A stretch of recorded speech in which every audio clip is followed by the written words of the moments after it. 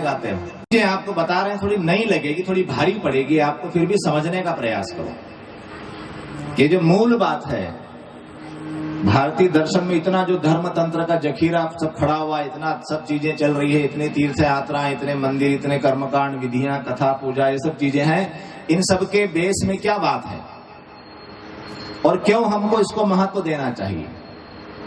लोग कई तरह की बातें कर देते हैं, अरे भगवान कोई खाना खाता है, पत्थर की मूर्ति पे पानी डाल रहे हो, दूध डाल रहे हो, उससे क्या होता है, अरे ऐसा करने से कोई वैसा होता है।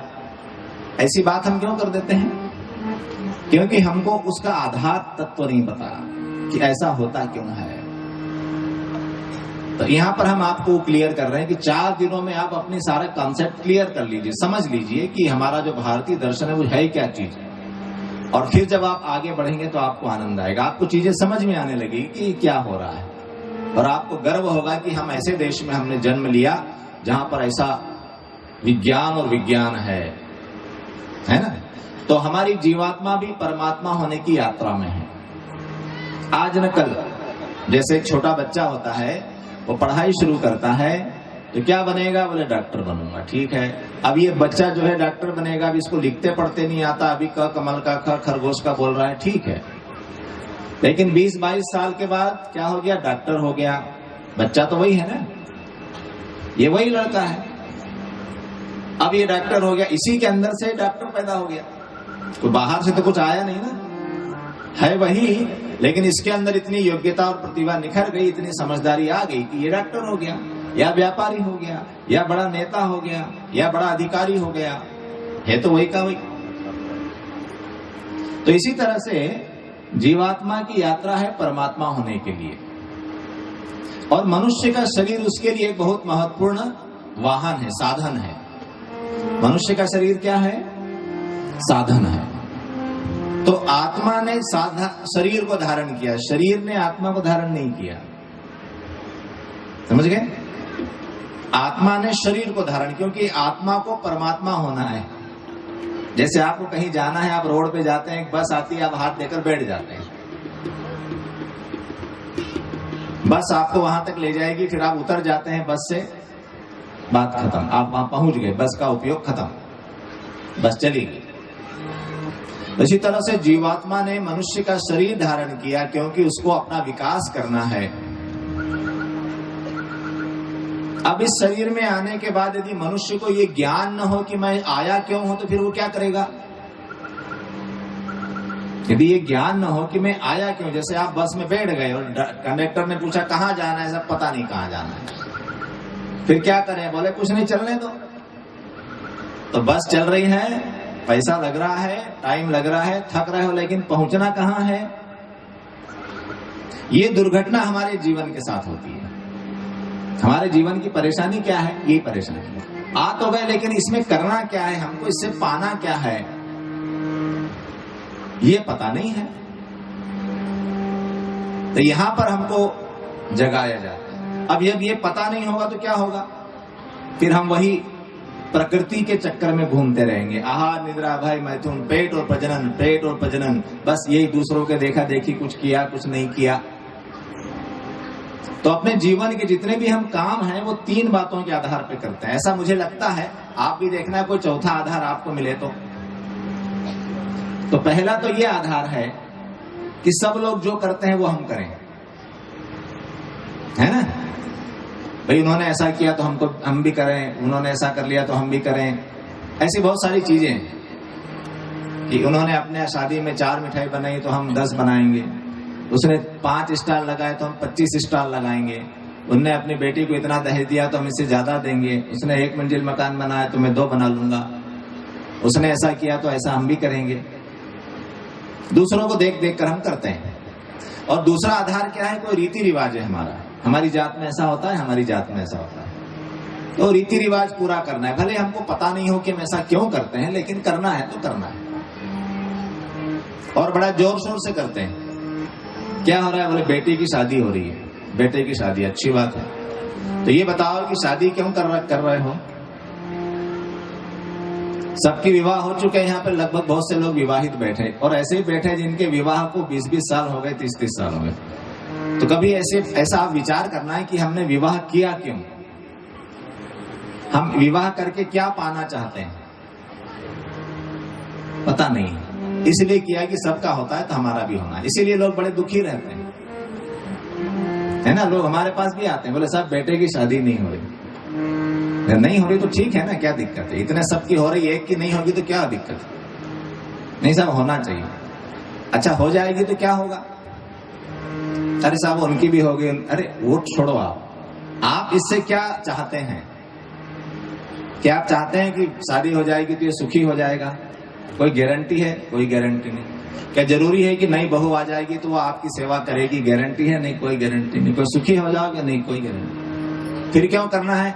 करना है। और नहीं करेंगे तो क्या होगा? अरे साहब ऐसे ही रह जाएगा। अरे तो ठीक है ना, क्या दिक्कत है? कोई हमारा उसके पीछे विचार नहीं है, बस केवल इतना है कि नहीं सबका हो रहा है तो होना चाहिए, है ना। बेटा कमा नहीं रहा है साहब, नौकरी नहीं लग रही, बड़ी परेशानी। नहीं लग रही तो ठीक है ना यार, इतने सब नौकरी कर रहे हैं, एक आधा नहीं कमाएगा तो क्या दिक्कत है? नहीं सब कमाना चाहिए। अच्छा ये बताओ कि किसी की शादी नहीं हो और वो पैसा नहीं कमाए तो अच्छा आदमी है कि बुरा आदमी? बताइए, जवाब दो। एक ऐसा लड़का है कि जो ना तो शादी की है ना उसने पैसा कमाया, कोई नौकरी वोकरी भी नहीं करता, तो अच्छा आदमी है कि गलत आदमी है? क्या मानेंगे उसको हम? गलत आदमी। और कुछ बताओ, पक्का बताओ, आप ऐसे धुलमुल मत हो जाओ, बोल दो कि नहीं साहब वो गलत आदमी है, ना तो शादी वादी करता ना पैसा कमाता है। कंफ्यूजन है। कंफ्यूजन क्यों है? क्योंकि हमारे पास कोई विचार नहीं है, जीवन में कोई विचार आधार में नहीं है, हमारे आधार में कोई विचार नहीं कि इस विचार पर हमको जीवन जीना है। तो मैं आपको कुछ ऐसे लोगों के नाम बता देता हूं जो निकम्मे रहे, जिन्होंने घर परिवार भी नहीं बसाया, माता पिता की सेवा भी नहीं की। बताएं। शनिवार के दिन बजरंगबली की पूजा करते हो ना, कि मंगलवार को करते हो? कितना पैसा कमाया, कितने बच्चे उनके हुए, कितना घर मकान बनाया? शंकराचार्य जी, आदि शंकराचार्य का नाम जानते हैं, जिन्होंने वैदिक धर्म की स्थापना की। 8 साल की आयु में संन्यास लेकर अपने घर से निकल गए थे, अपनी विधवा मां को अकेली छोड़ के, और पूरे देश में उन्होंने वैदिक धर्म का प्रचार करके अद्वैतवाद का, तो भारतीय धर्म संस्कृति के बड़े आधार माने जाते हैं वो। अच्छा चलो स्वामी विवेकानंद, नई बात ले लें। अपने परिवार को छोड़कर धर्म प्रचार के लिए निकल गए, अपने गुरु के कहने पर निकल गए ना। नौकरी की नहीं की, शादी की नहीं हुआ, बाल बच्चे हुए नहीं हुए, तो कितने निकम्मे लोग हैं। चंद्रशेखर आजाद, भगत सिंह देश की आजादी में भर जवानी में बेचारे लटक गए, गोली मार गए। कैसे लोग हैं ये? खुदीराम बोस ने 14 वर्ष की आयु में उसको फांसी हो गई। कैसे लोग हैं ये? इतिहास उठाकर देखिए, बहुत लोग मिलेंगे आपको। तो ये कैसे लोग हैं? अच्छे लोग हैं, बुरे लोग हैं? अभी तो आप कह रहे थे कि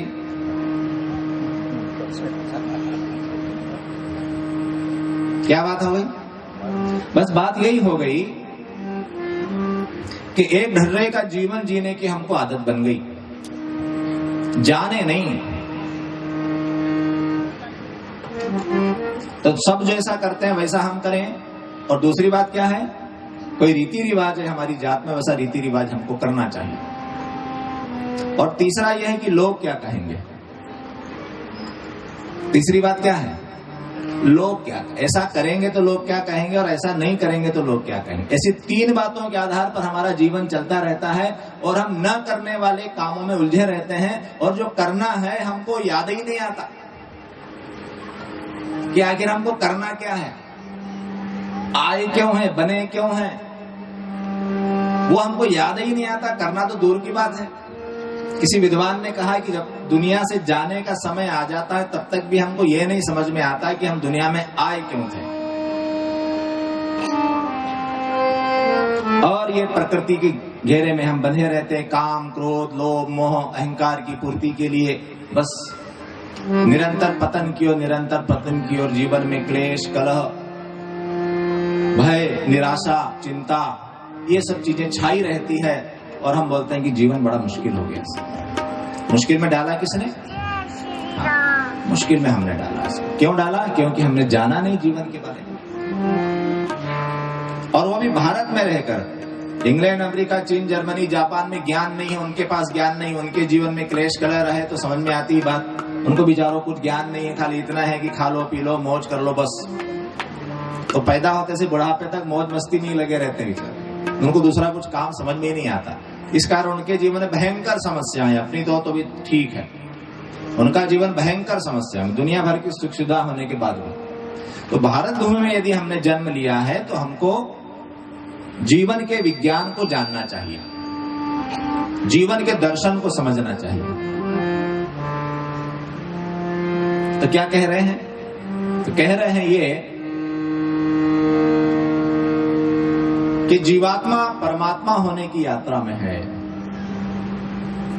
और उसके बीच में हमको एक मनुष्य का जीवन मिला है, और इस जीवन में हमारी जीवात्मा की गति तेज हो सकती है कि अब बहुत तेजी से ये काम होगा, लेकिन कब होगा? जब हमको उसका ज्ञान हो कि हमको ये करना है। तो अब हमको ज्ञान हो, हम कहीं से ढूंढें, कहीं से पढ़ें, कहीं से जानें, वो हो पाएगा कि नहीं हो पाएगा। इसलिए हमारे ऋषियों ने एक संस्कार परंपरा ऐसी बना दी, संस्कारों की विधियां ऐसी बना दी कि जिससे क्या हो जाए, हम अनायास उस दिशा में आगे बढ़ें। जीवन के देवता को आओ तनिक सवारे, जीवन के देवता को आओ तनिक सवारे, जीवन ही देवता है, जीवन ही देवता है, क्यों और को पुकारे, जीवन के देवता को आओ तनिक सवारे। आत्मज्ञान होता अपने को जानने से, आत्मज्ञान होता अपने को जानने से, जीवन महान बनता अपने को साधने से, जीवन महान बनता अपने को साधने से, अपना सुधार करो के देवत्व को निखारे, नहीं देवता है, जीवन ही देवता है, और को उतारे, जीवन के देवता हो आओ तनिक सवारे, जीवन के देवता हो के देवता से अवतार भी प्रकट हो, जीवन के देवता से अवतार भी प्रकट हो, जीवन अगर सधे तो भगवान भी निकट हो, जीवन अगर सधे तो भगवान भी निकट हो, चिंतन चरित्र में हम यदि श्रेष्ठता चिंतन चरित्र में हम यदि श्रेष्ठता जीवन ही देवता है,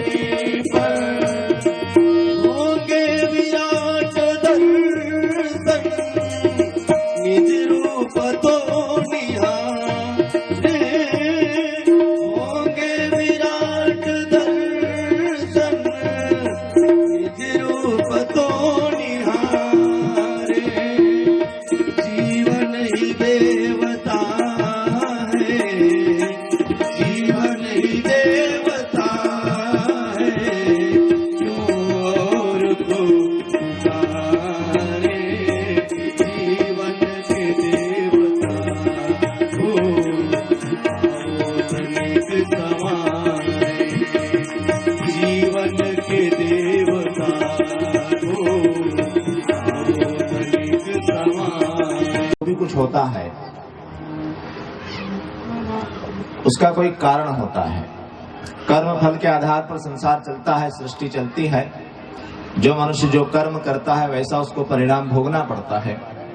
हमारे जीवन में जो भी चीजें परिस्थितियां आती है उसका कोई न कोई कारण रहता है। इस जन्म का हो, पूर्व जन्म का हो, जीवन चलता रहता है। हर जीवन में आके हम नए नए कर्म करते हैं, उसका भोग बनता है। उसको भोगने के लिए नए जीवन फिर धारण करना पड़ता है। इस जन्म में हो गया, नहीं हुआ तो फिर अगली बार जीवन धारण करना पड़ेगा। उसके अच्छे बुरे फल हम भोगते रहते हैं।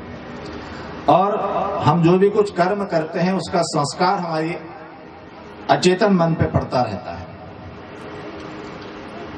जैसे और वो अचेतन मन पे जो संस्कार पड़ जाता है तो हमारी जीवात्मा अपने आप को शुद्ध करने के लिए उसको बाहर निकालना चाहती है। ये एक चलता रहता है अपने हिसाब से। हमारा अवचेतन मन जो होता है वो क्या करता है कि चीजों को सीखता रहता है। जो देख रहा है उसको पकड़ता रहता है। किस भाव से, किस नियत से हम काम कर रहे हैं, हम विचार कर रहे हैं, उन सबको वो पकड़ता रहता है। जैसा कैमरा होता है ना, हमारे दो मन होते हैं, एक अवचेतन मन होता है और एक चेतन मन होता है। तो जो चेतन मन है उसको हम अपने हिसाब से मोड़ लेते हैं। नहीं नहीं ये सही है, नहीं नहीं ये गलत है। किसको सही कहना है, किसको गलत कहना है, हम अपने हिसाब से देख लेते हैं। लेकिन एक हमारा अवचेतन मन होता है, वो सही गलत कुछ नहीं देखता, वो जो दिख रहा है उसको पकड़ता है। जैसे बाजार में आप जा रहे हैं और आपको जूते खरीदना है, तो आप चले गए बाजार में, जूते की दुकान देखते देखते अब किसी ने आपसे पूछा कि रास्ते में मिठाई की दुकान आई थी, कि रास्ते में वो फलाना वहां वो खड़ा था मोटरसाइकिल लेकर, आपको मिला नहीं, दिखा नहीं। हमको कुछ नहीं दिखा भाई, क्योंकि हम तो वो जो चीज हम देखने जा रहे थे हमारा मन उसी में लग रहा था, दूसरी चीजें हमको नहीं दिखाई पड़ रही। लेकिन उसी मार्केट में आप कैमरा घुमा दीजिए तो कैमरा सारी चीजों को वैसा का वैसा रिकॉर्ड कर लेगा कि हाँ ये भी है, ये भी है, ये भी है, खड़ा है, वो दुकान भी रास्ते में आई, वहां पर ये भी दिखा, सब कर लेगा। तो इसी प्रकार से हम जो भी कर्म करते हैं वो हमारी जीवात्मा उसको देखती, हमारा अचेतन मन देखता है और उसको पकड़ता चले जाता है। अब जो चीजें हमारी जीवात्मा के लिए असुविधाजनक होती, कि गलत कर्म हो गया और उसका भोग बन गया, अच्छा कर्म हो गया उसका भोग बन गया, वो फिर आपको आगे चल के भोगना है इस जीवन में, या नहीं हो पाया हिसाब पूरा तो फिर अगला जन्म लेना है। तो इस प्रकार से हमारी जीवात्मा जन्म जन्मांतरों के संस्कारों को इकट्ठा करती हुई लाती है और हम उसके भोगते रहते हैं परिणाम।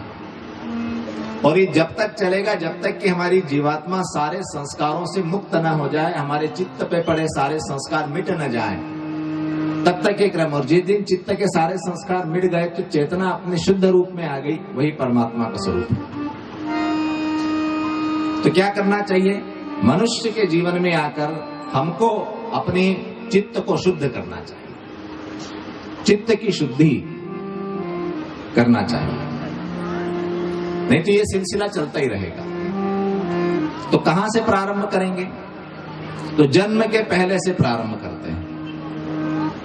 संस्कार की परंपरा कहां शुरू होती है? जन्म के पहले से मृत्यु के बाद तक चलती है। किसी समय में 40 संस्कार हुआ करते थे। फिर शंकराचार्य जी महाराज आए तो उन्होंने कहा भाई 40 संस्कार लोग कर नहीं पाते हैं तो अब 16 कर दो। उन्होंने 16 कर दिए। तो कहां से प्रारंभ होता है? माताएं बहनें विशेष रूप से ध्यान दें। इस बात को यदि आप समझ लेंगी तो अपने बच्चों का भविष्य आप उज्जवल बना लेंगे। तो 16 संस्कारों में जो पहला संस्कार है वो गर्भाधान संस्कार होता है।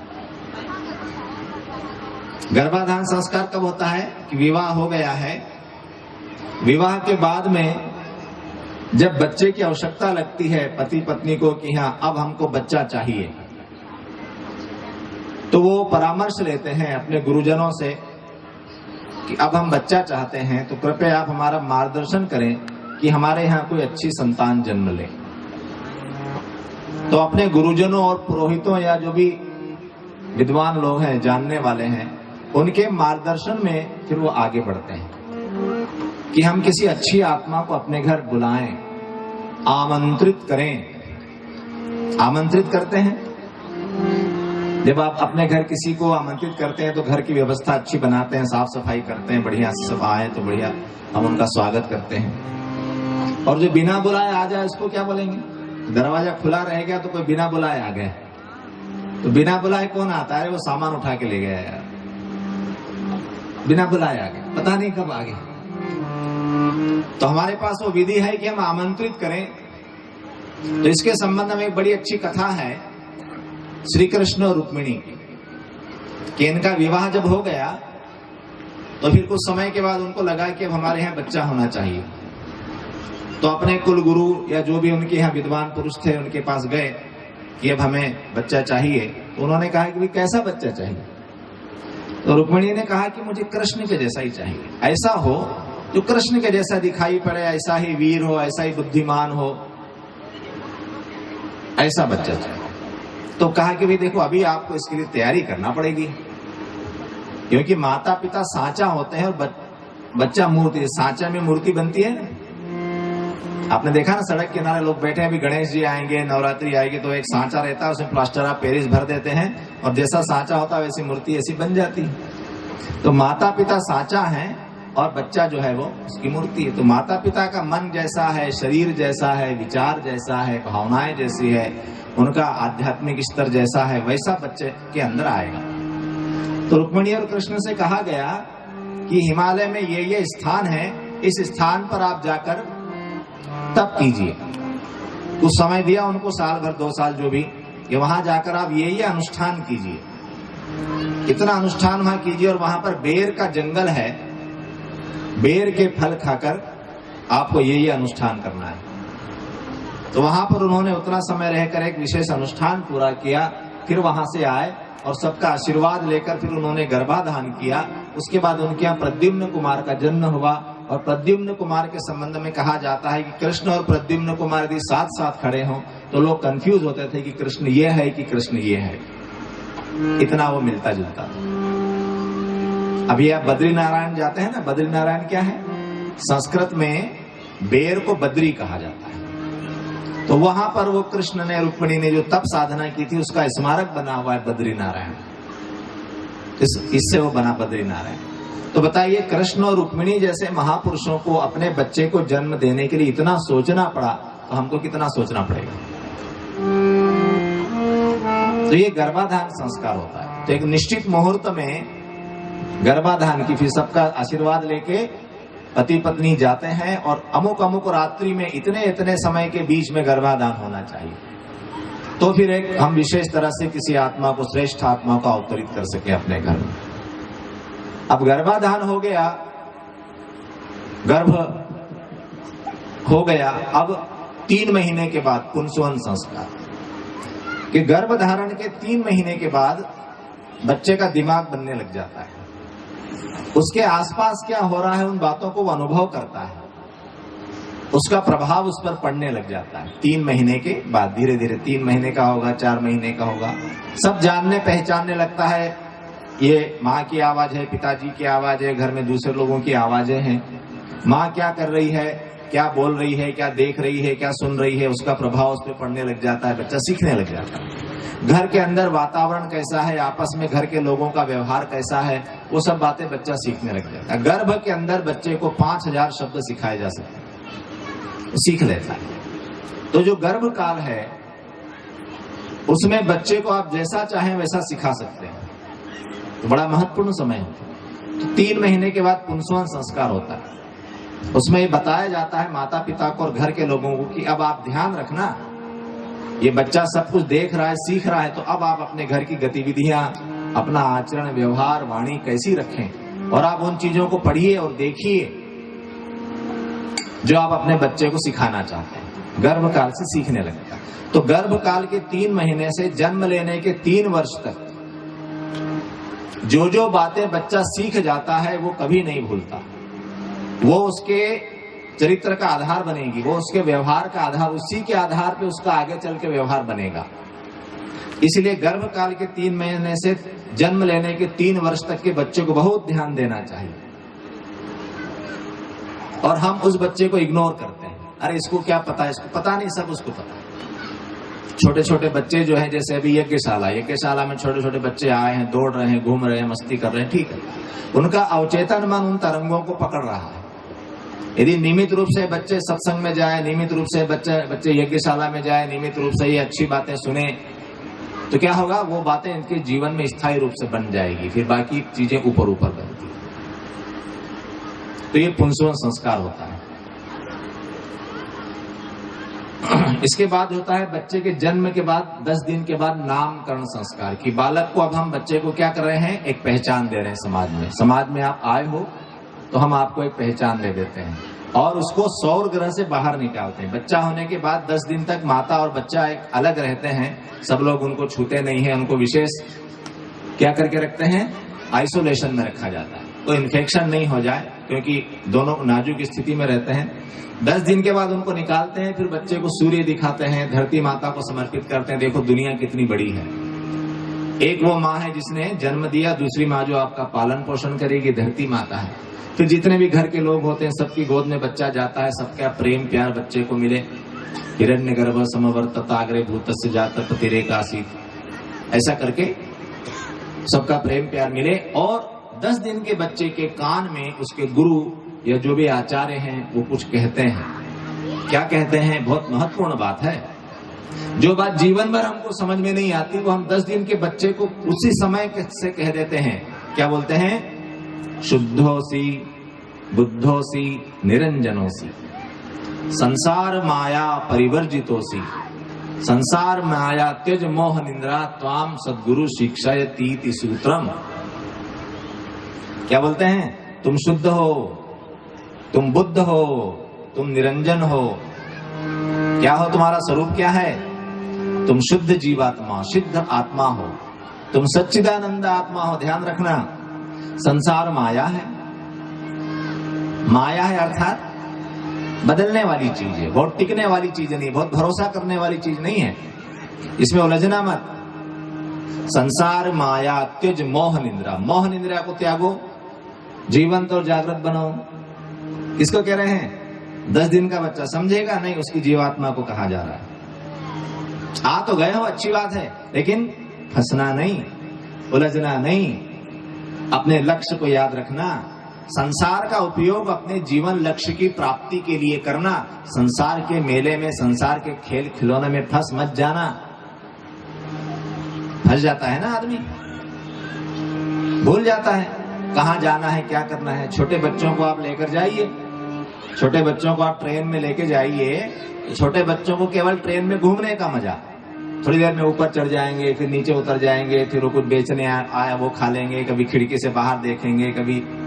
और जो बड़ा आदमी साथ में, उसको पता है कब पहुंचना है, कितने बजे पहुंचना है, कहाँ टैक्सी टेम्पो मिलेगा, कहाँ क्या काम से जाना है, उसको वो चिंता है। उसको रेल में यात्रा का मजा नहीं सोचता, जल्दी जल्दी यात्रा समाप्त हो। और बच्चों को इस बात से लेना देना नहीं, बच्चे केवल यात्रा का मजा ले रहे हैं, कब पहुंचेंगे कहाँ पहुंचेंगे उनको मतलब नहीं। तो दुनिया में इसी तरह से 2 तरह के लोग होते हैं कि वो दुनिया के खेल खिलौने में मजे लेते हैं, उनको पता नहीं कि कहाँ जाना है, क्या करना है, पहुंचेंगे कहाँ, जीवन का क्या आउटपुट निकालना, इससे कोई मतलब नहीं। बस वो लगे रहते हैं, बस मौज मस्ती में लगे रहते हैं, रोते रहते हैं, हंसते रहते हैं, लगे रहते हैं। उसको कहा जाता है संसार माया त्यज मोह निंद्रा त्वाम सद्गुरु शिक्षा। तुम्हारे सद्गुरु तुमको ये शिक्षण दे रहे हैं। यहां से बात शुरू होती, जो बात जीवन भर समझ में नहीं आती वो हम 10 दिन के बच्चे को ही सिखाते हैं। नामकरण संस्कार हुआ, उसको कोई नाम दे दिया। भारतीय दर्शन की गहराई आप देखिए कि हमने चेतना को पकड़ा है, पदार्थ के पीछे नहीं गए। यदि चेतना को हमने समझ लिया तो पदार्थ तो पीछे पीछे आने वाला है। चेतना प्रथम है, पदार्थ उसके अवलंबित है उस पर। चेतना का विज्ञान महत्वपूर्ण है। तो आधुनिक विज्ञान अब इस दिशा में थोड़ा थोड़ा आगे बढ़ रहा है, थोड़ा थोड़ा उसको समझ में आने लग रहा है। वो तरंगों तक तो पहुंचा है, अभी फिर भी चेतना थोड़ी दूर है। अब उसको ये लगा है कि कुछ न कुछ ऐसी चीज है जो हमारी पकड़ में नहीं आ रही। और वो पकड़ में क्यों नहीं आ रही, क्योंकि वो उपकरणों की पकड़ में नहीं आएगी, वो जीवन का विज्ञान है। शरीर से, इस शरीर को प्रयोगशाला बनाना पड़ता है। फिर 10 दिन के बाद थोड़ा बड़ा होगा तो क्या होगा, 6 महीने का। 6 महीने के बच्चे को क्या करना है, अन्नप्राशन संस्कार। अन्नप्राशन अर्थात पहली बार उसको खाना खिलाएंगे। तो क्या खिलाएं, तो कहा गया जैसे खाए अन्न वैसा बने मन। हम जो भी कुछ खाते हैं उसका अंत में मन बनता है, अंत में संस्कार बनता है। जैसे आप कोई भी चीज लाइए कि जैसे चावल आपने बनाया, अब इस चावल में क्या है, तो आप कोई दुकान वाले को बताएंगे तो बोलेगा कि बासमती है कि बासमती टुकड़ी है कि दोबारा है कि तिबारा है, कि उसके अलग अलग किस्म बता देगा, इसका भाव क्या है बता देगा। किसी न्यूट्रिशन को बताएंगे तो वो क्या बता देगा, इसमें इतना कार्बोहाइड्रेट है, इतना स्टार्च है, इतना ये है, इतनी कैलोरी है, इससे इतनी कैलोरी मिलेगी, ये बता देगा न्यूट्रिशन को बताएंगे तो। और कोई ऐसा व्यक्ति जो मंत्र विद्या जानता है, जैसे हमने भी सुबह आपसे वो करवाया था रक्षा विधान चावल से, तो ये इसके अंदर कौन सी एनर्जी पकड़ने की क्षमता होती है। हर पदार्थ के अंदर एनर्जी को पकड़ने की क्षमता होती है, तो ये उस एनर्जी को पकड़ के कहां तक ले जा सकता है, वो अलग विज्ञान आपको बताएगा। और उसके बाद एक चीज उसमें और होती है कि उसमें संस्कार कैसा है। ये संस्कार कहां से आया, खाने की चीज में ये संस्कार 3-4 जगह से आता है। शंकराचार्य ने इसको दोष कहा है। क्या बोला कि एक तो स्थान का दोष, जिस स्थान पे वो भोजन की चीज रखी है उस स्थान के अच्छे बुरे संस्कारों ग्रहण कर रही है। किसने उसको हाथ लगाया है उसका संस्कारों ग्रहण कर लेता है। किसने उसको देखा है, दृष्टि दोष, स्पर्श का दोष। जो बनाने वाला था उसका मन बुद्धि कैसी है, वो संस्कार, वो सारे संस्कार वो अन्न या पीने की चीज जो है पानी है वो ग्रहण कर लेता है। और जो उसको खाएगा या पिएगा तो उस अन्न से जो ठीक है खून बना, रक्त बना, मांस मज्जा बनते बनते अंत में जो बनेगा मन में विचार बनेगा, संस्कार बनेगा। तो इसीलिए हम कौन सी चीज खा रहे हैं, किस स्थान पर खा रहे हैं, किसके हाथ से लेकर खा रहे हैं, इस बात का बड़ी सावधानी रखना चाहिए। और सावधानी नहीं रखते हैं तो कारण क्या है। अभी लोग हमारे पास आते हैं, भाई साहब माला लेके जप करने बैठते हैं और मन नहीं लगता, मन नहीं लगता। भाई बच्चे आते हैं कि पढ़ाई करते हैं तो मन नहीं लगता, तो खाना कहाँ खाते हो, क्या क्या खाते हो साहब, वो तो वहां चले गए, उस होटल में चले गए और वहां से पिज्जा मंगा लिया और वहां ये ऑर्डर कर दिया, वो आ गया, ठेला खड़ा है, ठेले पे खड़े होके कुछ भी खा रहे हैं, होटल में खा रहे हैं, किसी के हाथ का भी लेकर खा रहे हैं। तो क्या हो गया, मन बड़ा विचलित हो गया, मन विचलित हो गया, कुछ बात समझ में नहीं आती। थोड़ी देर बैठ के कहीं कोई ज्ञान की बात सुनना हो तो झपकियां आने लग जाती है, मन उठ के भागने को करता है। जैसे आप में से बहुत से लोगों का मन ऐसा करता है कि बहुत हो गया, क्या बात है, मन टिकता नहीं। तो क्या करना पड़ेगा, भोजन को शुद्ध करना पड़ेगा, है ना। इसलिए बोलते हैं कि घर की मातृ शक्ति जो है उसके हाथ से बना हुआ भोजन, प्रेम से खिलाया हुआ श्रद्धा पूर्वक भोजन वो कीजिए। इसलिए हम क्या करते हैं, भोजन को छिपा कर करते हैं, है ना। 3 चीजें छिपाना चाहिए ना। क्या क्या 3 चीजें छिपाना चाहिए। एक तो अपनी साधना छिपाना चाहिए, हम कितना जप कर रहे हैं। गुरु ने हमको मंत्र दिया, हम कर रहे हैं, साधना कर रहे हैं। हर किसी के सामने नहीं साहब हम तो 3 बजे उठ जाते हैं और हम तो इतनी माला कर लेते हैं और हम तो ये नहीं खाते और हम तो वो नहीं पीते और अमुक नहीं करते तमुक नहीं। जितना इसको आप फैलाएंगे उतने उसकी शक्ति समाप्त होगी। और किसी ने उसमें और कुछ ज्ञान मिला दिया तो आप भटक जाओगे। कि ज्ञान देने वाले बहुत आ जाते हैं, जिसको कुछ नहीं पता है वो भी आपको 2-4 बातें ज्ञान की दे देगा। अरे माला ऐसी थोड़ी, माला तो वैसी। और कहीं है क्या होता है, माला करने से सब मन शुद्ध होना चाहिए ऐसा बोल देंगे और वो आपकी श्रद्धा को हिला देंगे। इसलिए अपनी साधना उसी से कहिए जो जानकार है, नहीं तो चुप रहिए, अपना करते रहिए। और अपना भोजन छिपाइए, हर कोई उसको देखे नहीं, हर कोई उसको छुए नहीं। इसलिए अपन अपने घर के रसोई घर में बैठ के पवित्रता से भोजन करते हैं, हाथ जोड़ के भगवान का प्रसाद मानकर। और तीसरा क्या छिपाते हैं, धन छिपाते हैं ना। घर में कितना पैसा है ऐसा बताते हैं कि हम सबको, देखो मेरी पासबुक में इतना जमा है, इसके अकाउंट में इतना जमा है, मेरे घर में इतना सोना चांदी। नहीं बताते ना, बताएंगे तो क्या होगा। तो 3 चीजें छिपाने की होती है। तो मतलब ये है कहने का कि जब भोजन का इतना प्रभाव हमारे अंदर पड़ता है तो छोटा बच्चा जो है उसका मन अभी बिल्कुल कोरा कागज है, उसको हम कुछ भी खिलाते रहेंगे, कोई भी खिलाते रहेगा, कहीं की भी चीजें खिलाएंगे तो उसके मन पे कितना बुरा असर पड़ेगा। शरीर का तो इलाज किया जा सकता है, मन का क्या करोगे। इसलिए शुद्ध भोजन बच्चे को करवाया जाए, मधुर भोजन कराया जाए, प्रेम से बना हुआ श्रद्धा पूर्वक बच्चे को सम्मान पूर्वक भोजन कराया जाए। यशोदा माता अपने बच्चे को भोजन कराती थी, क्या बोलती थी, मेरा बच्चा भगवान है। तो उसका बेटा क्या हो गया, उसका बच्चा भगवान बन गया। आप अपने बच्चे को क्या भाव से भोजन कराते हैं, तो उतने ही प्रेम से। तो ये क्या हो गया, अन्नप्राशन है ना। जो बच्चे 6-7 महीने के हैं, कल खीर लेके आना। क्या लाना, खीर लाना, गंगा जल लाना, तुलसी पत्र लाना, शहद लाना और घी, और एक चांदी की चम्मच कटोरी हो तो वो ले आना, कम से कम चम्मच ले आना। तो यहाँ पर उनका संस्कार कराएंगे, है ना। जो बच्चे 6-7 महीने के, जिनको अभी खिलाना शुरू नहीं किया, यज्ञ में आहुति करेंगे, वो भोजन पवित्र हो जाएगा, फिर वो उसको खिलाएंगे। फिर उसके बाद थोड़ा सा बड़ा होता है, साल भर के आसपास, तो क्या होता है, मुंडन संस्कार होता है। क्या बोलते हैं आप उसको, पहली बार बाल उतारते हैं ना, करते हैं कि नहीं करते हैं, करते हैं नहीं करते। वही बात होगी ना कि संस्कार की परंपरा हम भूल गए या कहीं प्रचलित हुई नहीं पुरानी बातें। लेकिन अब फिर से गुरुदेव ने कहा कि यदि हमको अपने आने वाली पीढ़ी को अच्छा बनाना है तो संस्कार की परंपरा फिर शुरू करना पड़ेगी। तो जब बच्चा साल भर का होने आता है तो पहली बार उसके बाल उतारे जाते हैं। क्यों उतारे जाते हैं, कि ये जो जीवात्मा हमारे घर जन्म लेकर आई है, पुराने अच्छे बुरे सारे संस्कार लेके आई है। तो साल भर होते होते वो संस्कार अच्छे से उभर गए।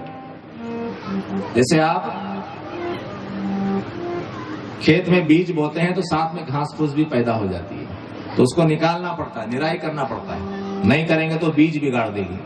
तो क्या करते हैं कि साल भर का होते होते बच्चे का साल भर पूरा होने से पहले उसका मुंडन संस्कार कर देते हैं। स्वस्तिक बना देते हैं खोपड़ी पे, कि इस खोपड़ी में अच्छे विचार बने, जो कुसंस्कार है वो निकल जाए। बच्चे को नया कपड़ा पहना देते हैं।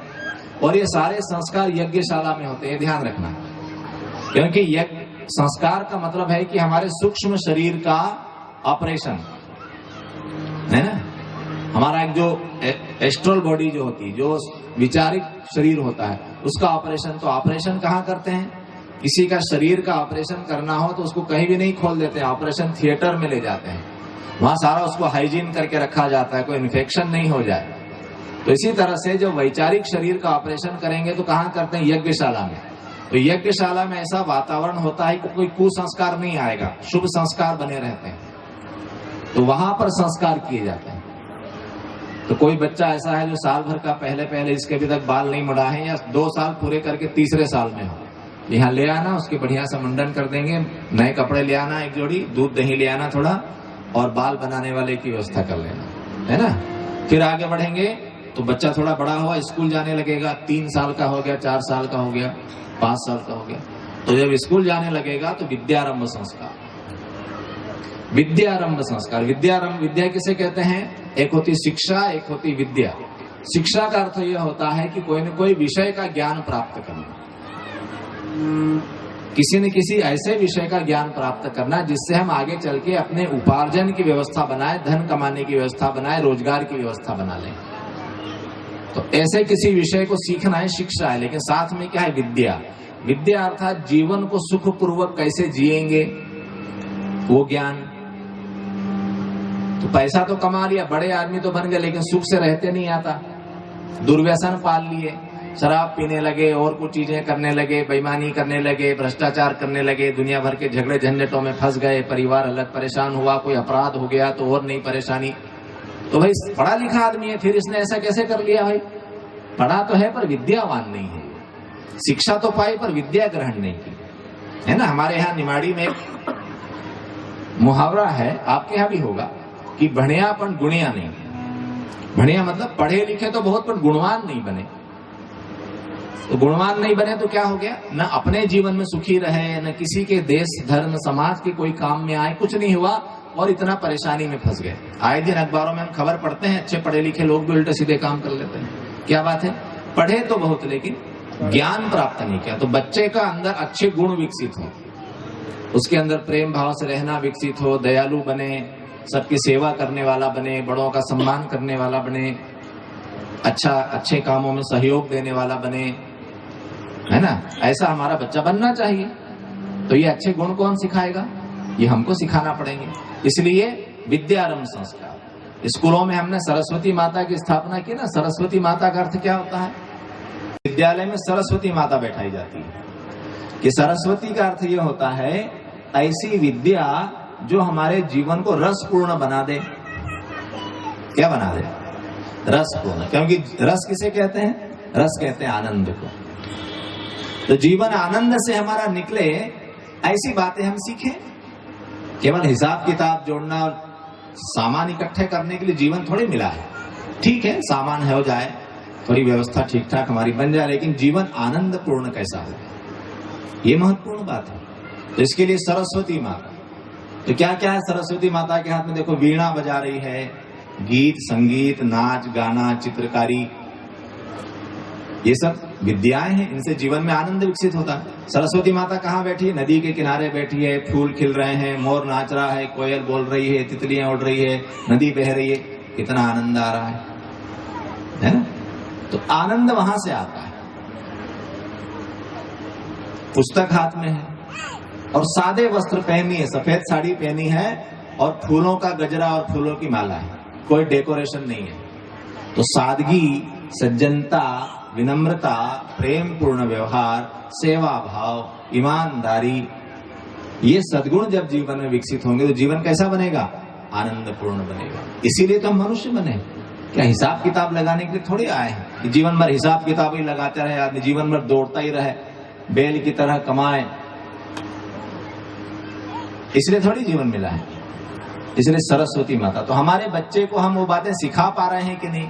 सिखाइए, नहीं तो बड़ा आदमी तो बन जाएगा। कैसा बड़ा आदमी बनेगा? कबीरदास ने कहा, बड़ा हुआ सो क्या हुआ, जैसे पेड़ खजूर खजूर का पेड़ बहुत बड़ा हो गया, सबसे ऊपर निकल गया। पंथी को छाया नहीं, फल लागे अति दूर। ना तो उसकी छांव जमीन पर पड़ती है, कोई धूप में थका हारा आए तो बैठ जाए थोड़ा, और फल इतने ऊपर हैं किसी काम के नहीं, तोड़े नहीं जा सकते। ऐसा नहीं बने। हमारा बेटा कैसा, हमारा बच्चा जो भी लड़का हो लड़की हो, कैसे बने? आम के पेड़ की तरह से बने, बड़ के वृक्ष की तरह से बने, खूब छाया मिले, खूब फल मिले, सबके लिए काम का बने, सबके लिए उपयोगी बने। तो ये बातें विद्यारंभ संस्कार, तो भगवान का नाम लिखाकर, गायत्री मंत्र लिखाकर बच्चों का विद्यारंभ कराया जाता है। तो जो बच्चे अभी स्कूल जाना शुरू कर चुके हैं या करने वाले हैं, छोटे बच्चे हैं, उनको आप लेकर आना, लिखने के लिए पेन पट्टी वगैरह जो भी है वो चीज ले आना, और गणेश और सरस्वती माता का एक चित्र यहाँ पर ले आना। तो क्या करेंगे? बच्चों का विद्यारंभ करा देंगे। तो उनको आप रोज अभ्यास कराना, बेटा रोज गायत्री मंत्र बोलो, रोज गायत्री मंत्र जो लिख सकता है वो लिखे। यहाँ मंत्र लेखनी कापी मिल जाएगी, 11 मंत्र रोज लिखें, 5 मंत्र रोज लिखें। तो धीरे धीरे उनके अंदर सद्गुणों का विकास होगा। घर के बड़े लोगों के चरण स्पर्श करो, घर से बाहर जाते समय भगवान के सामने सिर झुकाओ, ऐसा उनको धीरे धीरे अच्छी बातें आप सिखाने लग जाएंगे। फिर थोड़ा सा और आगे बढ़ते हैं तो क्या आता है? यज्ञोपवीत संस्कार, उपनयन संस्कार। जब बच्चा 9-10 वर्ष का हो जाता है, लड़का हो या लड़की हो, हम आपको बार बार कह रहे हैं संस्कार दोनों के होते हैं। जनेऊ पहनाइए। अब इस बच्चे को क्या करना पड़ेगा? हमको अनुशासन सिखाना पड़ेगा, क्योंकि अब ये बड़ा हो रहा है। अब दुनिया की चीजें इस पे प्रभाव डालेगी। बच्चा होता है तो ठीक है, देख नहीं पाता है, अब दुनिया की चीजें इस पे प्रभाव डालेगी, इसके शरीर में कुछ परिवर्तन आएंगे, इसकी कुछ इच्छाएं जागेगी, तो ये भटक न जाए, ये कहीं ऐसे रास्ते पर न चला जाए कि जिससे ये अपने शरीर और मन को बर्बाद करे। तो क्या उसको बता दिया? यज्ञोपवीत करा दी, शिखा रखवा दी, बेटा रोज गायत्री मंत्र जप करो, रोज आधा घंटा अच्छी पुस्तकें पढ़ो। तो गायत्री मंत्र यदि इस उम्र में उसके जीवन में सम्मिलित हो गया तो क्या हो जाएगा? उसके जीवन की शक्ति बढ़ने लगेगी, उसकी बुद्धि बढ़ने लगेगी, उसके विचार विकसित होने लगेंगे, उसके अंदर प्राण तत्व बढ़ने लगेगा, उसका शरीर और मन दोनों स्वस्थ बनेगा, और धीरे धीरे आगे चल के 20 साल के बाद एक अच्छा व्यक्तित्व के रूप में वो सामने आएगा। उपनयन संस्कार कहते हैं। उपनयन मतलब तीसरा नेत्र, विवेक का नेत्र जागे, इसलिए गायत्री है। सबको लेना चाहिए। ऐसा नहीं कि गायत्री जनेऊ खाली ब्राह्मणों ने पहनना चाहिए, मनुष्य मात्र के लिए है, सबने पहनना चाहिए। परसों हम दीक्षा यज्ञोपवीत करेंगे, सब आप लोग जनेऊ पहन लें। अपन भारतीय हिंदू लोग हैं, जनेऊ होना चाहिए, पहचान है हमारी, है ना। जनेऊ पहनिए, शिखा रखिए बढ़िया तरीके से, और घर से रोज अपनी पूजा पाठ करके जप करके निकलिए, अच्छा तिलक लगा के, ऐसा चमकता हुआ चेहरा होना चाहिए। हम कोई छोटे मोटे लोग थोड़ी हैं, हम राम को मानने वाले हैं, कृष्ण को मानने वाले हैं। हमारे यहाँ राजा हरिश्चंद्र हुए, ऋषि मुनियों की हम संतान हैं। तो ऋषि मुनि की संतान जो है, जिस देश में वेद हुआ, जिस देश में उपनिषद का ज्ञान है, वो चमकता हुआ क्यों नहीं रहेगा? वो तेजस्वी क्यों नहीं बनेगा? तो हमको क्या करना चाहिए? उन बातों को जीवन में धारण करना चाहिए, है ना। आप तो राम के वंशज जो, देखो रामचंद्र जी के काम करने का ये एरिया है, तो यहाँ का आदमी चमकना चाहिए। तो यज्ञोपवीत संस्कार होता है। फिर थोड़े से बड़े हुए तो विवाह संस्कार होता है। 25 साल की उम्र हो गई, आपके यहाँ जल्दी हो जाता होगा शायद। तो विवाह संस्कार जब करें तो ध्यान रखें कि विवाह संस्कार क्यों करते हैं, आयोजन का प्रयोजन क्या है, पता होना चाहिए ना। अब देखा देखी कर तो लिया और बाद में समझ में नहीं आ रहा, फिर लगता है क्या झंझट गले पड़ गई, है ना। परेशानी होती, लड़ाई झगड़े होते हैं। तो किस लिए होते हैं? तो विवाह संस्कार कराइए। अभी विवाह संस्कार कम होने लग गए। ढोल ढमाका होता है, खाना पीना होता है, ये सब चीजें जरूर होती है, पर संस्कार का मतलब ये कि उसमें बताया जाए वर वधू को कि देखो विवाह संस्कार का अर्थ क्या होता है, इसके सिद्धांत क्या है, इसके आदर्श क्या हैं, आपकी क्या जिम्मेदारी बनने वाली है, आगे चल के घर गृहस्थी आपको बसाना है तो अच्छी गृहस्थी कैसे आपकी चलेगी, इसके लिए क्या बातें हैं। तो वो सारी बातें उसमें कराई जाती है। साथ में जो वैदिक विधियां कराई जाती है, उन मंत्रों से, यज्ञ से, वैदिक विधियों से क्या होता है कि दोनों वर वधू का वातावरण बदलता है, उनका आकाश तत्व ठीक होता है, उनके वाइब्रेशन जो है आकाश तत्व के वो ठीक होते हैं। तो जिससे क्या हो जाता है कि भविष्य में उनका जीवन अच्छा बनता है, उज्जवल भविष्य। इसलिए विधि मंत्र तरीके से होना चाहिए। यदि यहाँ पे कोई ऐसी व्यवस्था किसी की है कि हो रखा है तैयारी, तो खाना तो यहाँ बन ही रहा है, यज्ञशाला बनी ही है, तो ऐसा कुछ हो तो कल आ जाइए। कल दोपहर में बढ़िया से विवाह करवा देंगे आप, है ना। तो आप देखना है कि विवाह संस्कार कैसे होता है। अभी विवाह तो हो रहे हैं पर संस्कार नहीं हो रहे। पंडित जी का काम कितना है, लोग सारा धूम धड़ाका करके रात को 1-1:30 बजे बोलते हैं कि आप पंडित जी करा दो, और फिर बोलते हैं जल्दी जल्दी करा दो। हाँ है दोपहर में, ठीक है, तो आप जमा लीजिए। तो आप देखने आइए कि कैसा विवाह संस्कार होता है। तो गुरुदेव ने सारे संस्कारों को फिर से नया रूप दे के हमारे सामने लाया कि संस्कारों से बात बनेगी।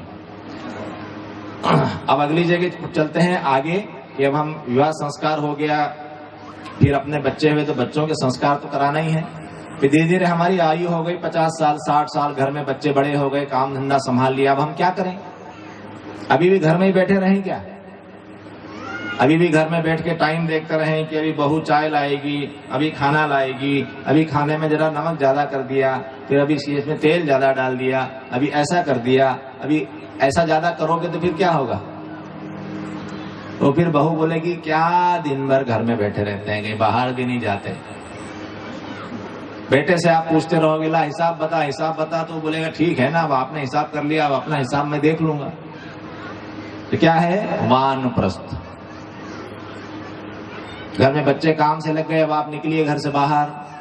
अब घर में ज्यादा नहीं रहना, अब घर से बाहर निकलिए, अब समाज की तरफ देखिए। अभी तक समाज से लिया है, अब समाज को देना है। अच्छा समाज बने उसके लिए काम कीजिए, समाज में सत्प्रवृत्तियां फैले उसके लिए काम कीजिए। इसलिए हमारे यहाँ वानप्रस्थ संस्कार बना दिया। वानप्रस्थ का अर्थ होता है वन की ओर मुंह करके खड़ा है कि बस अब निकलना ही है ना। तो अब ज्यादा से ज्यादा समय क्या करना, घर से बाहर आइए और समाज की सेवा में लगाइए। क्या सेवा करेंगे साहब? आप शांति कुंज आइए, 1 महीने का प्रशिक्षण शिविर कीजिए, 9 दिन का साधना शिविर कीजिए। आपको बता देंगे कि अपने आप में हमको क्या बनना है और समाज की सेवा किस ढंग से करना है। तो ये जो पीला कपड़ा देख रहे हैं बाबा लोगों का नहीं है, ये किसका है? वानप्रस्थ।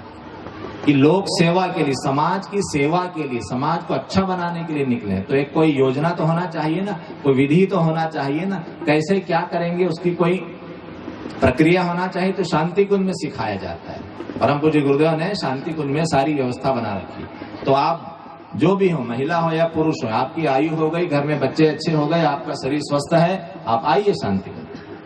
तो जितने भी हमारे भाई लोग आपको पीले कपड़े में दिख रहे हैं, ये सब वानप्रस्थ हैं। ठीक है, कहीं कोई तो अपने यंग भी है, जवान भी, अपना काम धंधा नौकरी भी कर रहे हैं और कुछ समय समाज की सेवा में लगा रहे हैं। तो ऐसा करके निकलना शुरू कीजिए, छोड़ना शुरू कीजिए, क्योंकि छूटने वाला है ना। कब छूट जाएगा?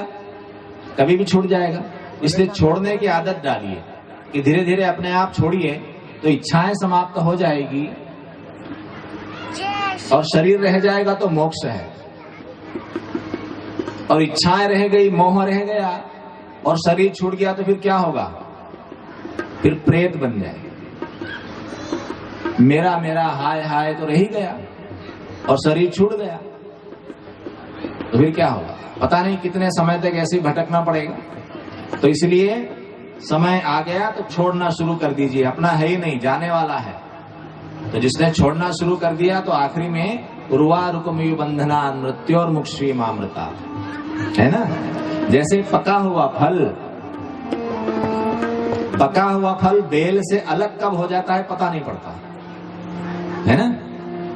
आपने अपने खेत में बेल लगा रखी है, कोई फल की बेल है, फल पक जाता है तो अपने आप वो बेल से अलग हो जाता है, पता नहीं पड़ता। और कच्चा फल तोड़िए बेल से या कच्चा फल तोड़िए पेड़ से तो पूरे पेड़ को हिलाएगा वो।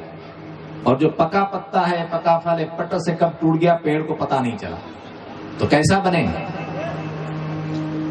अपने आप छूटने वाला। तो जो पक जाता है, जिसकी बुद्धि पक गई है, जिसने समझ लिया है कि छूटने वाला है, छोड़ दीजिए। जो मन से छोड़ देता है उसको कष्ट नहीं होता, जो मन से छोड़ता नहीं, छोड़ा जाता है, जिसको बोलते हैं वानप्रस्थ। कोई ऐसे भाई हो कि वानप्रस्थ लेना चाहते हैं, साहब आज से हम कम से कम 4 घंटे 5 घंटे समाज की सेवा में लगाएंगे, तो यहाँ पर हम संस्कार करा देंगे, फिर आप शांति को जाना, शिविर कर लेना और अपने क्षेत्र में देखिए गायत्री परिवार के क्या काम हो रहे हैं, उसमें सहयोग कीजिए। ये हो गया। अब इसके बाद अगला संस्कार कौन सा है? अंत्येष्टि संस्कार। मर गए, है ना, मर जाते हैं ना कि नहीं मरते? आपके इधर लोग नहीं मरते। हाँ, अलग अलग जगह का अलग अलग नियम होता है।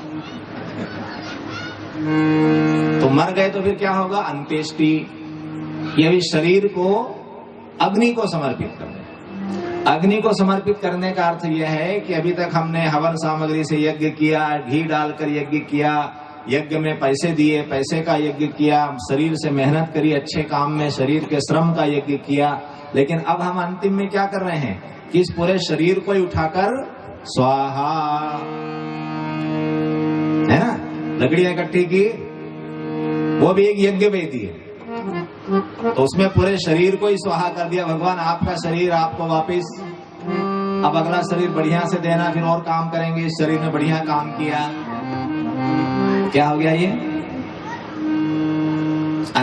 अंतिम संस्कार, मतलब हमारे शरीर के रहते हुए अंतिम संस्कार। उसके बाद 12वां 13वां का संस्कार हमारे बच्चे करते हैं आत्मा की सद्गति के लिए। तो ये जो संस्कार की परंपरा है, तो गुरुदेव ने पहले 3 संस्कारों को मिलाकर एक संस्कार बना दिया, पुंसवन संस्कार।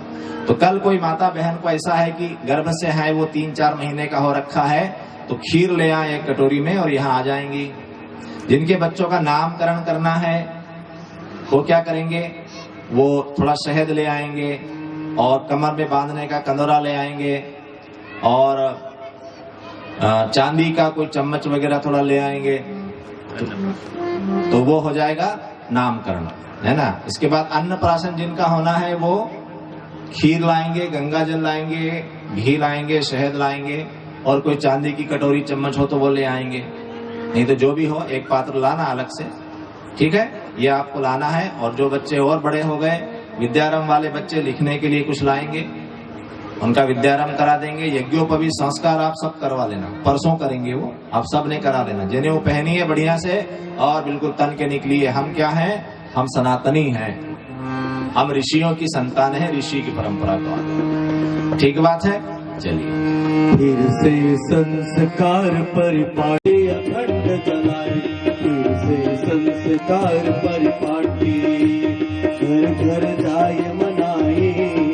युग इसने उज्जवल भविष्य की ज्योति अखंड जलाए, ज्योति अखंड जलाए।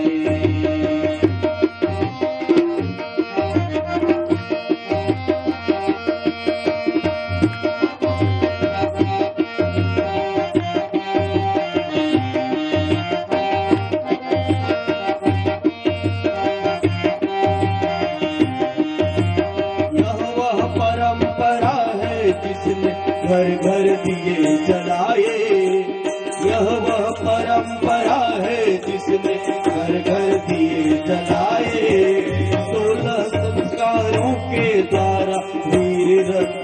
जाए। 16 संस्कारों के द्वारा वीर रथ जाए।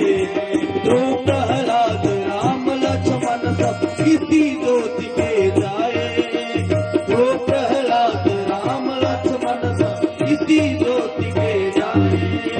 भरत शत्रुघ्न और वीर अभिमन्यु से पाए। भरत शत्रुघ्न वीर वीर अभिमन्यु से पाए। होते अखंड जलाए।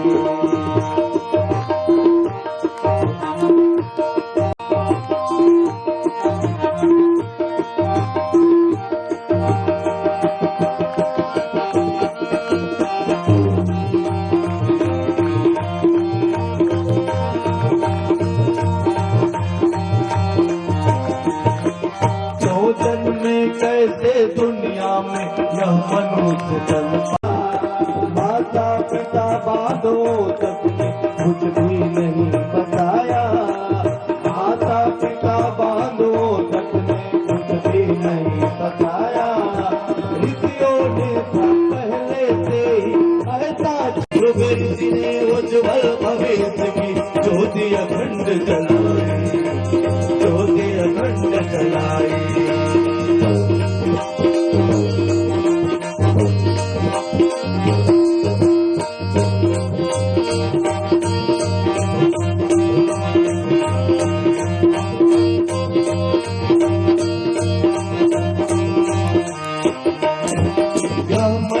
तन है अमूल्य मत समझो इसको माटी।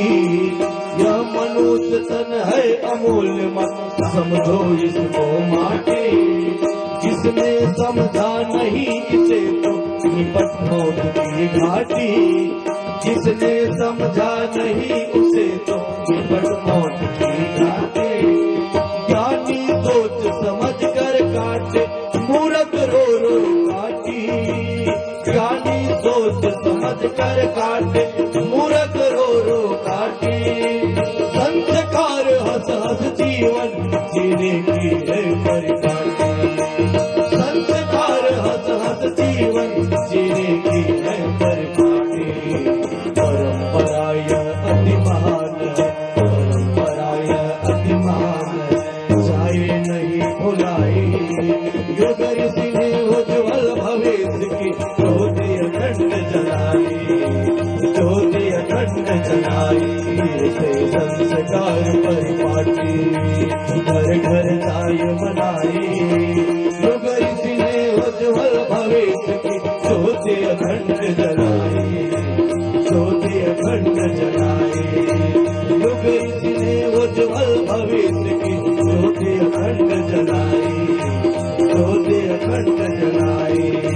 ज्योति अखंड जलाई। ज्योति अखंड जलाई। बल मिलता है, मन में स्फुरणा पैदा होती है, अच्छी बातों की तरफ मन लगता है, पवित्रता आती है, शुभ संस्कार जागते हैं। ये इसका आध्यात्मिक प्रभाव है। इसलिए ये संस्कार परंपरा, और ये कोई ऐसा नहीं है कि गायत्री परिवार अपनी तरफ से कुछ बता रहा, नहीं, कोई नई बात नहीं है। ये हजारों साल से हमारे देश में चली आ रही। पुराणों में आप खोलकर देखिए, कथाओं में सब मिलेगा। तो बहुत प्राचीन काल से चली आ रही। इसकी विधियां बहुत प्राचीन काल से बनी हुई है। लेकिन बीच में भी कुछ समय ऐसा आया, 500 वर्ष का, लगभग 600 वर्ष का एक समय हमारे बीच ऐसा गुजरा कि हमारी ज्ञान की सारी धाराएं, ज्ञान का जो नेटवर्क था वो टूट गया। गुरुकुल समाप्त हो गए, हमारे अच्छे अच्छे विश्वविद्यालय जला दिए गए, तोड़ फोड़ कर दिए गए, भारतीय संस्कृति को नष्ट करने का बहुत प्रयास किया गया। तो क्या हो गया, धीरे धीरे हमारी ये जो ज्ञान को जन जन तक पहुंचाने की एक जो व्यवस्था थी, जो तंत्र बना हुआ था, नेटवर्क था, वो समाप्त हो गया। तो व्यवस्थित ढंग से कोई बताने वाला रहा नहीं। तो ये सब परंपराएं धीरे धीरे हम भूलते चले गए। तो अब ये लगभग 600 वर्ष के बाद, शंकराचार्य जी के बाद ये दूसरी बार हो रहा है। शंकराचार्य जी के बाद ये पहली बार हो रहा है कि भारतीय संस्कृति और उसकी परंपराओं को, उसके ज्ञान विज्ञान को जन जन तक पहुंचाने के लिए संगठित रूप से ये ऐसा प्रयास गायत्री परिवार की ओर से किया जा रहा है। इतना संगठित प्रयास नहीं हुआ, छुटपुट को छुए, लेकिन वो ज्यादा प्रभावी नहीं हुए। तो आज गायत्री परिवार सारे विश्व में, दुनिया के 80 देशों में पहुंच रहा है। तो इतना बड़ा एक केंद्र शांति कुंज के नाम से हरिद्वार में बनाया है, जहां इनका शिक्षण प्रशिक्षण हो रहा है, इसके प्रयोग हो रहे हैं। और इस बात को जन जन तक पहुंचाने के लिए हजारों केंद्र बने पूरे देश में, छोटे बड़े 50,000 केंद्र हैं गायत्री परिवार के। और जहां नियमित ये गतिविधियां और हजारों लोग ऐसे निकले हुए हैं जो गांव-गांव जाकर इन विधियों को लोगों तक पहुंचा रहे हैं। तो ये कोई नई बात नहीं है, ये हमारी सब प्राचीन परंपराएं हैं जो हम भूल गए। इसके कारण हम धीरे धीरे अस्त व्यस्त होते गए, पतन की ओर चलते गए।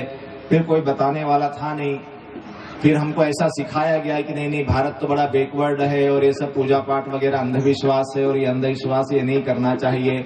और फिर धीरे धीरे हम क्या हो गए, थोड़े अंग्रेजियत में उलझते चले गए। हमारे स्कूलों में ऐसे कोर्स बना दिए गए कि अरे ब्राह्मण तो झूठा होता है और ये पंडित पुरोहित सब नकली ढोंग करते हैं और ये करते हैं। कुछ मात्रा में कहीं कोई हो सकता है, लेकिन वास्तव में तो ये ज्ञान है, वास्तव में तो ये विज्ञान है। तो उस तरह से हमारी धीरे धीरे मानसिकता बनती चली गई कि हमारे लिए ये चीजें हंसी का पात्र, एक गुलामी हमारे मन पे छाती चली गई। गुलामी की मानसिकता ने हमको हमारी अच्छी परंपराओं से दूर कर दिया। तो अब जो है युग बदल रहा है, समय बदल रहा है, और उसके बदलने का आधार यही है कि हम अपनी सांस्कृतिक परंपराओं को पुनर्जीवित करें। तो गुरुदेव ने सारी चीजें बना के रख दी है, आपको सीखना है, समझना है। आप शांति कुंज आइए, 9 दिन का साधना शिविर करें, 1 महीने का प्रशिक्षण शिविर करें। जो बहनें, फोन आजकल सबके पास है, YouTube पर आप देखिए, आओ गढ़े संस्कारवान पीढ़ी, ऐसा लिख के YouTube पर डालेंगे तो पूरी आपको कई सारे प्रवचन मिल जाएंगे, कई सारे कार्यक्रम मिल जाएंगे उसमें। तो गायत्री परिवार के महिला मंडल जो है आंगनवाड़ियों में जा जाकर संस्कार करवा रहे हैं, बच्चों के अन्नप्राशन करा रहे हैं, गर्भवती माताओं के संस्कार करा रहे हैं। रोज हजारों की संख्या में हो रहा है। तो तेजी से संस्कार कराए जा रहे हैं ताकि आने वाली पीढ़ी हमारी अच्छी बने। तो आप भी जो बहनें पढ़ी लिखी हैं वो उसको देखें, समझें, उसके ट्रेनिंग लें और अपने क्षेत्र में उस कार्य को प्रारंभ करें। आप सब कर सकते हैं, ऐसे नहीं कि आपको बड़े भारी पंडित जी को बुलाना पड़ेगा बाहर से, ऐसा कुछ नहीं है। आप सीखिए, यहाँ आपको पुस्तक मिल जाएगी, आओ बढ़े संस्कारवान पीढ़ी की पुस्तक मिल जाएगी, उसको आप देखिए, पढ़िए कैसे होता है। तो ये संस्कार की परंपराएं हमारे देश की प्राचीन परंपराएं हैं। उसी के आधार पर हमने महापुरुष तैयार किए। श्रेष्ठ मनुष्यों को गढ़ने का ये विज्ञान है। तो आप सभी उसको जानिए, समझिए। कल यहाँ पर संस्कार होंगे, आप संस्कार के लिए आइए और आते से ही हमारे भाइयों को बता दीजिए कि ये संस्कार है। तो फिर उसको हम उस टाइम में सेट कर लेंगे। एक संस्कार 2 बार नहीं होगा, एक संस्कार एक ही बार होगा, ताकि समय सबके लिए बराबर मिले और समय से अपना कार्यक्रम पूरा हो जाए। कोई भाई बहन को इसके बारे में कुछ जानना हो, कुछ जिज्ञासा हो तो आप हमसे बात कर लेना, अभी यहीं बैठे हैं। ठीक बात है। तो इस तरह से धीरे धीरे जब हमारी चेतना का शुद्धिकरण होता है तो एक समय हमारी चेतना शुद्ध रूप में विकसित होती है। उसी लिए हमको मनुष्य का जीवन मिला हुआ है। आइए शांति पाठ करते हैं। शांतिरापः शांतिरोषधयः शान्तिः वनस्पतयः शान्तिर्विश्वे देवाः शान्तिर्ब्रह्म शान्तिः सर्वगं शान्तिः शान्तिरेव शान्तिः सामा शान्तिरेधि। ॐ शान्तिः शान्तिः शान्तिः सर्वारिष्ट सुशान्तिर्भवतु। सूचनाएं सुन लीजिए।